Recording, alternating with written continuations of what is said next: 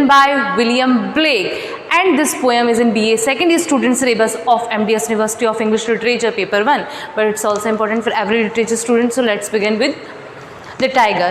The tiger, yes, tiger spelling is Tyger, but it's right, it's not wrong. Poem by William Blake. William Blake lifespan is 1757 to 1927. William Blake was a great romantic poet, and this poem published in 1794 as part of Song of Experience collection. Songs of Experience is a collection of some poems which is written by William Blake and which is published in 1794. So this poem, according to Songs of Experience, this poem published in 1794. The tiger is 6 stanzas in length, each stanza 4 lines long. The tiger is the sister poem of the lamb. Yes, it is the sister poem of the lamb. Lamb is a symbol of innocence and tiger is a symbol of experience. That's why this poem published in Songs of Experience, and the lamb poem published in Songs of Innocence, collection of Songs of Innocence. In this poem, William Blake presents triumphant of human awareness and a hymen to pure being. In this poem, William Blake presents triumphant of human awareness and a hymen of pure being. Theme of this poem is, why does God allow evil to exist? It is a rhetorical question. It is a rhetorical question.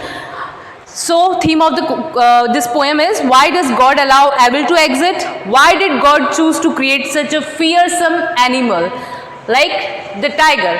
So the tiger poem is written by William Blake. William Blake was a great romantic poet, and in this poem the poet William Blake share with us some rhetorical question.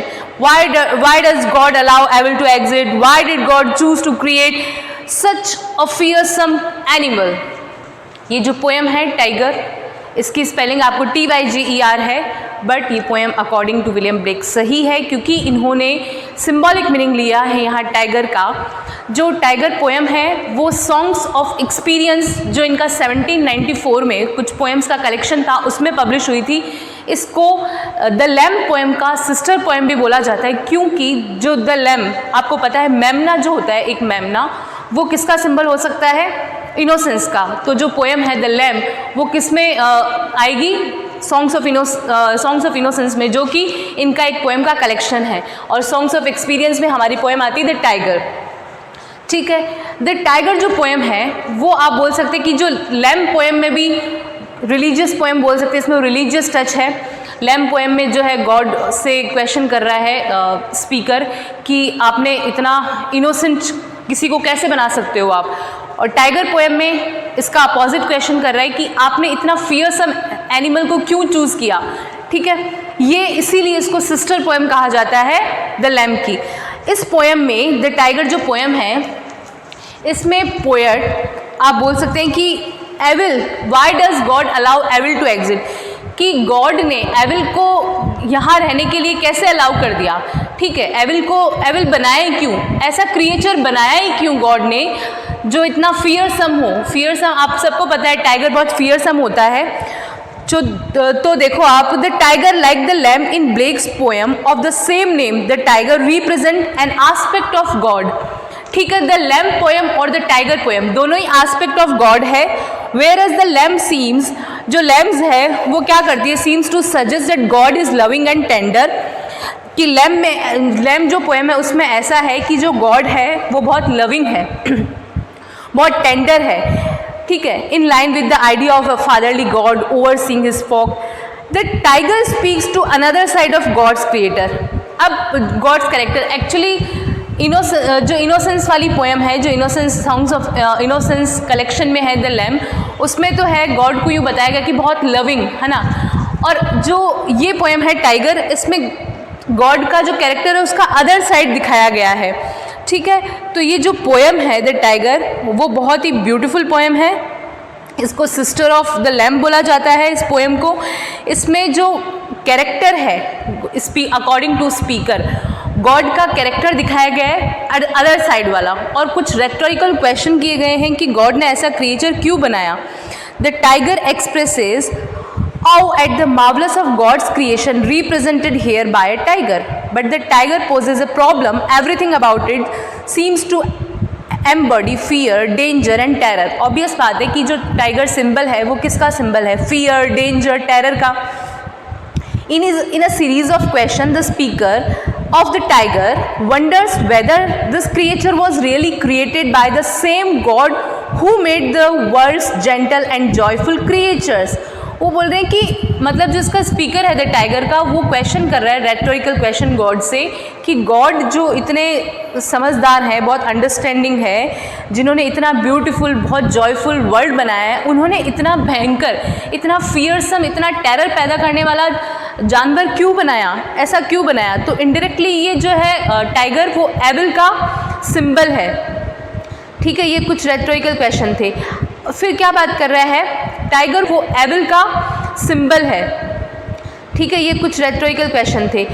फिर क्या बात कर रहा है, tiger wonders whether this creature was really created by the same God who made the world's gentle and joyful creatures. And if the tiger was created by God, why did God choose to create such a fearsome animal. कि अगर God ने create किया है तो इसने इतना भयंकर वाला फियरसम एनिमल क्यों चूज किया. Through the example of the tiger the poem examines the existence of evil. तो इस पोएम के थ्रू क्या हो रहा है, the poem examines the existence of evil in the world, है ना. एग्जिस्टेंस दिखाया गया है एविल का in the world, asking the same question in many ways. If God created everything and is all powerful, why does evil exist. कि God ने सब कुछ बनाया तो एविल का एग्जिस्टेंस क्यों है इस वर्ल्ड में. The speaker tries to reconcile the tiger's fighting nature with the idea of a loving God, but this attempt leads only to series of seemingly unanswerable question. The tiger is presented as an impassive figure and seems to be part of God's design for the world. It burns brightly and has a symmetry, a quality which Blake often associates with beautiful and purposeful intent on God's part, but the symmetry is also fearful. The tiger seems designed to kill and inflict pain. In other words, the tiger behaves in a way that seems counter to God's law and ethics. The tiger's association with fire, burning, brightening, for example, underscore this point. It's visually impressive but dangerous to get close to. So, student, this poem is based on some rhetorical question, and the rhetorical question is, why does God allow evil to exist?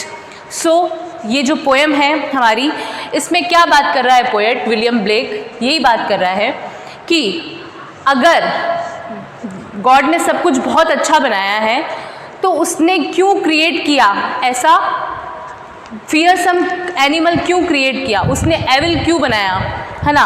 धरती पे अगर सब कुछ बहुत joyful, बहुत interesting है, सब कुछ स्मूथली चल रहा है, गॉड को सब पता है, गॉड अपने अकॉर्डिंग सारी चीज़ें कर सकते हैं, तो उन्होंने फिर एविल को क्यों बनाया. Why does God allow evil to exist. So ये आपका एक इंट्रोडक्शन था पोएम का. आज के वीडियो में हम जस्ट इसके इंट्रोडक्शन पे ही बात करेंगे.